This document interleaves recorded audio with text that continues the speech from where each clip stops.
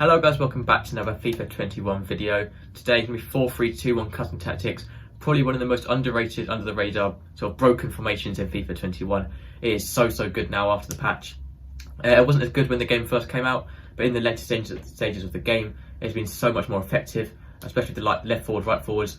It's just been really good attackingly. So I'm going to get straight into the custom tactics first and then the player instructions. So for the custom tactics, you want to use balance for your defensive style.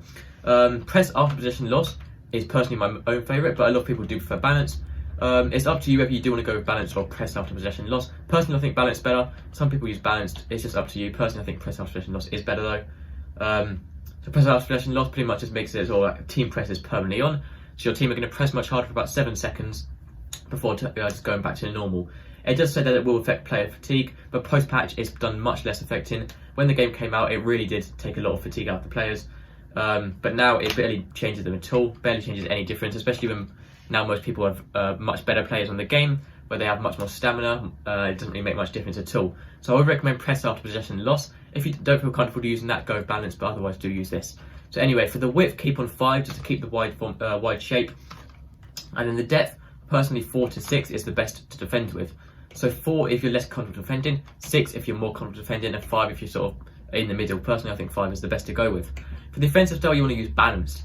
This is because, as you can see, there's 3 midfielders and then sort of 3 attackers.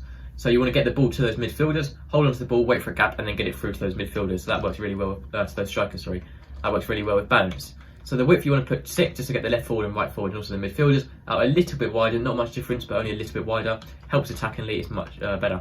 Players in box, you also want to use 6 to get more players into the box, because when you get more players into the box, you're going to score much more goals, really. So for the corners, you want to use 3 as well, and then free kicks on 1. So your striker wants to be able to stay central, as it's a single striker, so we're sitting in the centre of the pitch in line with the goal. You just want to use getting behind, so he's making forward runs through their defenders, and also stay forward to stand at the top of the pitch when they're up, sort of need them up there. So when you have the ball in your midfield, your striker's going to make getting behind runs, and you can thread the ball through to him and then score. The same with your left forward and right forward. You want to use getting behind and stay forward, but you want to use balanced width. If you use stay central, they're much too narrow, sort of like having 3 strikers, they're too compact. Balanced width sort of makes them still in the left forward, right forward position, but this goes sometimes a little bit wider, which can help attackingly. So that is the same for left forward and right forward. 3 centre mids, you want to make sure your left centre mid and right centre mid are completely default. You don't want to change anything there. And then for the middle one, you want to make sure cover centre is on. And then if you want to keep them balanced midfielder, you just leave it completely default. If you want to make them more like a CDM, use stay back while attacking. And if you want to make them more like a cam, use get forward. Personally, I recommend to make them sort of balanced.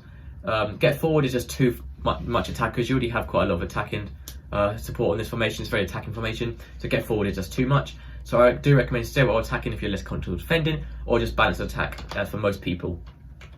2 centre backs, you want to leave those default. You don't want to change your centre backs. For your fullbacks, you want to use overlaps to make an overlapping runs on the outside, and you'll use stay back while attacking, so staying back in the defensive line, which helps defensively when in an attacking formation like this. And lastly, for your goalkeeper, you want to use counter crosses and sweeper keepers. Your keeper's coming out, sort of challenging for crosses and corners, going to win the ball, and then you have possession once again. You can start an attack and build up from there. But that is all custom tactics and player instructions for the 4-3-2-1 formation. Definitely a really good formation. If you haven't tried it out already, I do recommend trying it out. It works really well. It's sort of similar to 4-3-3, but just much better in game. So if you haven't tried it out already, make sure to try it out. But that is going to be everything for this video. If you have any questions or need help, let me know in the comments, and I'll see you next time. Goodbye.